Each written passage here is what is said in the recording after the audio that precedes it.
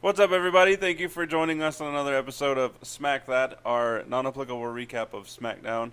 I am Chubbs, and flanking me is Chet One Takerfield.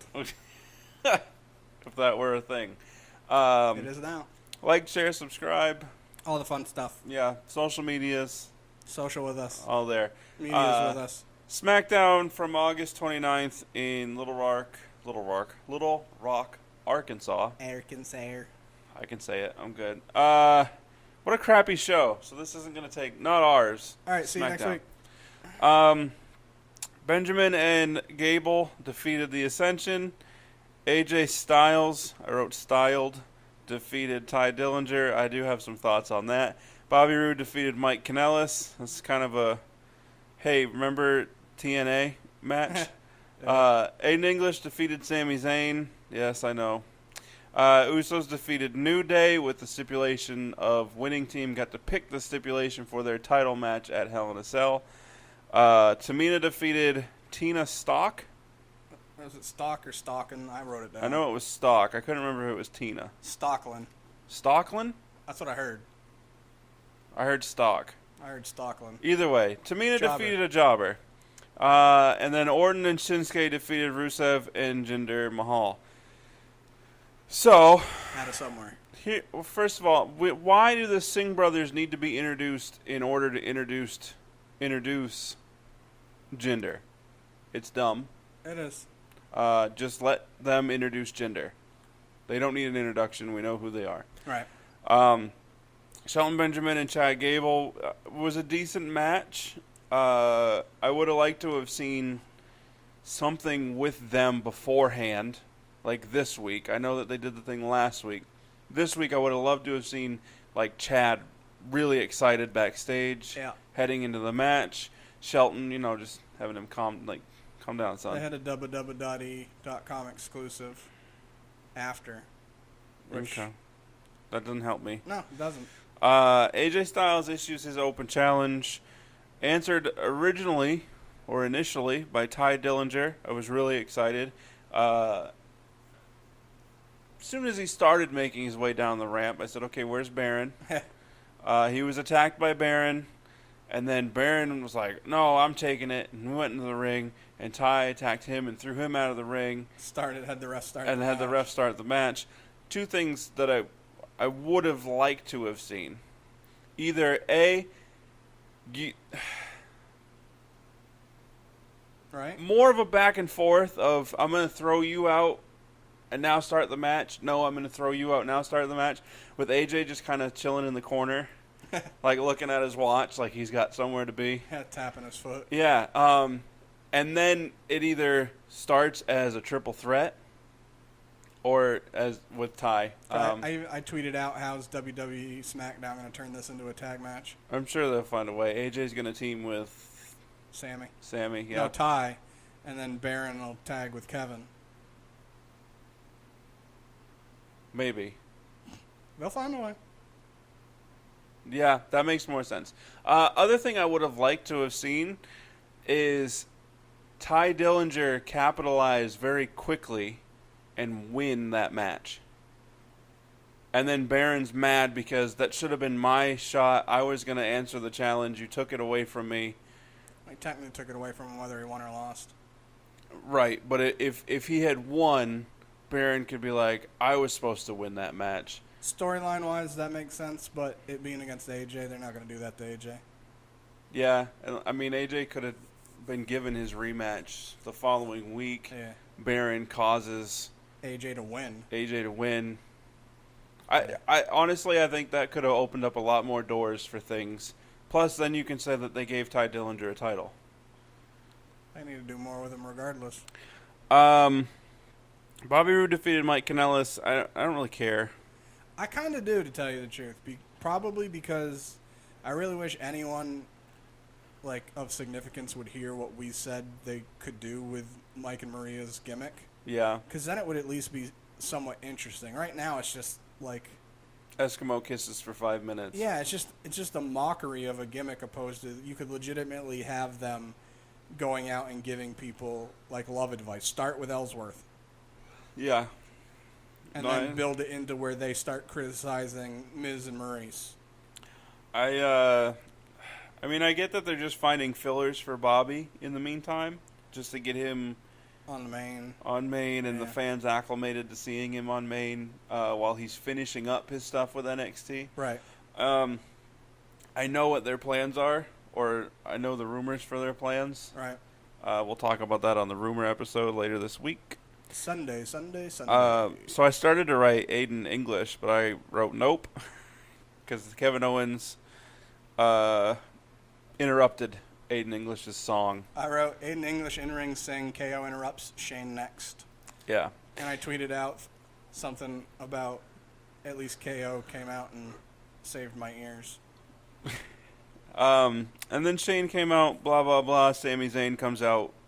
Because Shane said, Kevin, it sucks. You weren't screwed over. Get out of the ring. So Kevin joins commentary and then changes his mind and says he wants to prove a point, so he becomes the referee. Which I thought was great. It was hilarious. I would have liked to have seen him help Sami instead. Remotely agree. But I understand that he's a heel. Aiden's a heel. He's not going to help a face. Right. And I liked his fast count was awesome. Yeah. Helping Sami, it would have just been more... It would have been more hilarious because Sami's reaction would have been... priceless. Yeah. And then even after, he could have hit Sami with a pop-up powerbomb after the match. Yeah, something. Just to reestablish, I'm the heel. I'm not turning face. Yeah. So that match was actually stricken from the record books, according to Shane. That was not what he said afterwards because I couldn't quite hear him. Yeah, it's not. We saw it happen. I got it recorded for proof. Dolph Ziggler still prolonging his re-debut. I was more okay with this promo than last week's because this one... I mean, more of the same, but I still liked it because he's calling people out without directly saying names. Yeah. Which is kind of... I don't know how to say it without cussing. It's kind of sissy-ish, but in the same, it fits a heel gimmick. I just don't want them to do this every week now, No. where he gets an interview and then says, I'll show you next week. Yeah. I tweeted out saying his new gimmick should be where he legitimately, you and I talked about it, where he legitimately makes fun of other gimmicks by doing them himself. Yeah. But doing them over the top with Right. mockery. Like if he came out as Bobby Roode, have a really, really tiny robe. Yeah, or a ginormous robe. Yeah, one that's really small or one that's really, really big, like somebody has to like hold the back and carry it for him. Yeah. Or if he was making fun of Finn Balor, let's have like just like a speck of paint on his face that you can see or some crap like that. Or he somebody at a fair or something, Yeah. like painted a cat tiger paint. face on him. Yeah. Or just the black tip on the nose with the whiskers. Yeah, that would be hilarious. Yeah, just do stuff like that to make fun of the stuff. So maybe next week we'll see. I don't think so because of the rumors of their plans. Oh, I haven't looked. Usos defeated New Day, so Usos picked the stipulation. Did they announce what it is, or are they going to do that? I haven't seen anything. .com exclusive or next week? They're going to wait until next week. Okay. I haven't seen anything. James, Carmella, Natalia. Why though? Naomi, lame. I'm just reading my notes verbatim because that's how I feel about it. Yeah, the overall episode was a snooze fest. Fashion Files up next. Nope, because it was Tamina.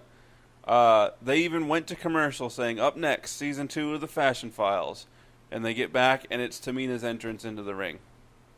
So, that was cool. Tamina defeated the Jobber. Why, though? Lana yelling Tamina crush like she used to for Rusev. Stupid. Yeah. They had the photographers come in, and one of them almost fell.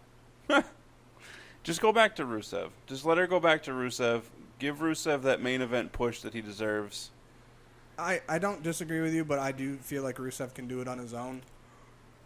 And I understand them wanting her to do it to help with the women's revolution. Yeah. But with Tamina, she's already a veteran and boring. Right. And it's not like Lana's a veteran picking somebody to go under her wing. Right. Lana's relatively new to the women's division. So It makes no sense. It hasn't been an overly well done story, anyways. No. The Fashion Files, still not starring Chuck Norris, made me laugh so hard. Yeah. So they've been teasing every week for since a couple pay-per-views ago that next week we're going to find out who it is. Oh, next week we're going to find out who it is.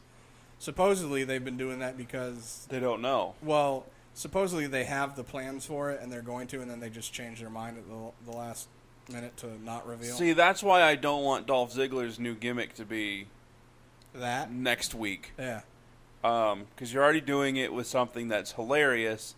And for me, I'm at the point where I want them to solve this one already and then move on to the next one. Yeah. Even if they just decide to just pick two names out of a hat and be like, this is it. My only thing I can think of is maybe it is going to be Eric and Luke.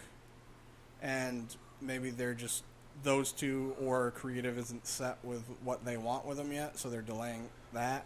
Right. Or they want to possibly have them repackaged first and then have them be like, yeah, they've been the ones the whole time. Yeah. I don't know. We'll see. Eventually, maybe. That was one of the weaker Fashion Files, in my opinion, but it was still funny. Yeah. So Orton and Shinsuke defeated Rusev and Jinder. Okay. Totally saw Orton hitting Shinsuke with the RKO. Oh, duh. Especially once he smiled at him and patted him on the back. I was like, oh, here we go. Yeah, they had this conversation that it was probably discussing what's going to happen, maybe. But I think Shinsuke, said something to joke with Randy because he laughed. They both started, yeah. And then hit him with the RKO. So next week, they're fighting. And if you didn't know, then you clearly weren't watching SmackDown because they let us know 100 times about it. So you get a 2-hour show that was missing a lot, in my opinion. Yeah, but still required as many notes as a 3-hour show. See, this episode is a perfect example of why I'm always saying where SmackDown always feels really rushed to me. Yeah, because they had 6 matches? 7 matches. They had as many matches as Raw had. It felt rushed to me, and even more so because, again, how they do it. So they started out the whole episode telling you what the main event for the night was. Yeah. And then you have the Singh brothers introducing Jinder. Right. And that's going to lead into all of the people in the main event. event. I don't know why he was in ring gear. Because they were going to have an interaction, not like he hasn't in his regular right. attire. Yeah, he got Kinshasa in his regular attire last week. Yeah, last week. But either way, so they started the show out. The very first thing they did was saying what the main event is. Then they have everyone that's in the main event end up attacking each other. Yes. Cut to all the other stuff. AJ's open challenge. They said how Chad Gable and Shelton were next. Then that's the first time I saw where they showed next week was going to be Orton versus Shinsuke. Mm-hmm. And then they had a commercial break, come back from the commercial break, tell you what the main event is again. In case you forgot. And that was the first 17 minutes of the show. They showed it 2 times and had the interaction with all 4 of them as well. Long story longer, they ended up showing the main event on the screen 6 times throughout the show. And even if it's only on the screen for 10 seconds, at 6 times, that's a minute. Yeah. Added with all the commercials and it breaking up stuff for fluidity reasons. That's a full minute of another match that can make a difference. Yep. That's a full minute of a promo that could help something. I laughed when Jinder said he had superior in-ring skills. Who said that? Jinder. I went, no, you don't. You have subpar in-ring skills. You have serviceable. You've gotten better. I didn't even pay attention to the Shelton Benjamin Chad Gable match that much because most of it was during the picture-in-picture. It was okay. Another dumb thing. They did it last week with Bobby Roode's debut. You have Shelton back, his debut match. Shelton had a little bit of ring rust that needed to get knocked off. And he's been wrestling, too, which is weird. I think he had more adrenaline going than he thought. Probably. Because he even had a thing on Twitter saying that, all the stress and the work and the mental anguish he's been going through was all worth it once he heard the reaction of the crowd. Plus, well, I mean, he has also been out a little while with the rotator cuff stuff. Well, yeah, but he was cleared back in March, wasn't he? And then he went and did all the indie stuff I thought they were letting him do it to get the rust off. I thought it was back in March when he was originally supposed to sign. No, he'd already originally signed last year. And then they found the rotator cuff thing, tabled the contract so he could have the surgery, and then he was cleared. I'm pretty sure it was March. It might have been closer to now than that, but I'm pretty sure it was March. Yeah, I thought it was closer. Yeah. Like maybe another month or less than a month ago. Nah, because he's been doing indie stuff and whatnot for quite a little bit. Are you sure? Pretty. Okay. Well, I don't know enough to argue, so I won't. Well, you can look it up. I mean, I could be wrong. I could say, hey, all our followers, give us a comment and tell us, but nobody cares. Yeah, not even a little bit. I thought I had another thing I wanted to bring up before we were done.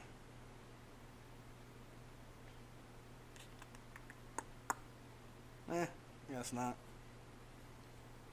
Tamina's boring.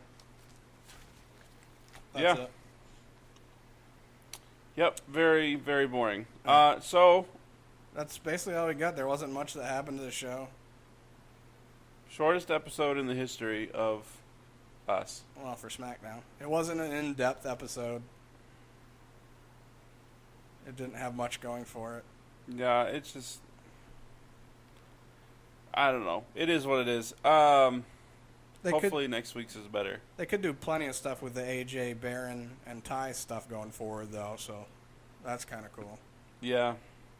But the main event I had absolutely no cares about. It was just them, again, forcing another unneeded tag match to have filler because they didn't want to have singles matches. How can we further two separate feuds? Let's put them in tag matches. Pretty much. If it didn't happen every week on both shows, I probably wouldn't be as bothered by it. But they do it on Raw and SmackDown every single week. But that's all we got. So like, share, comment, all that fun stuff. All our social media info. Yeah, March 30th, he announced on Twitter that he was once again medically cleared to compete. Boom. Okay. Yeah, so probably adrenaline. Yeah, because he went to springboard over the top rope out of the ring. Yeah, and almost tripped. But anyway, yeah, as One Take was saying. Social media stuff on the screen. Like, share, comment, all the fun stuff. Be social with us. I mean, we don't go out looking to be social, but we are. Like, we definitely respond and talk to people and would like to do so more. So, like-minded folk, holla. Yeah, okay. Deuces. Double deuces. Triple deuces. All of them.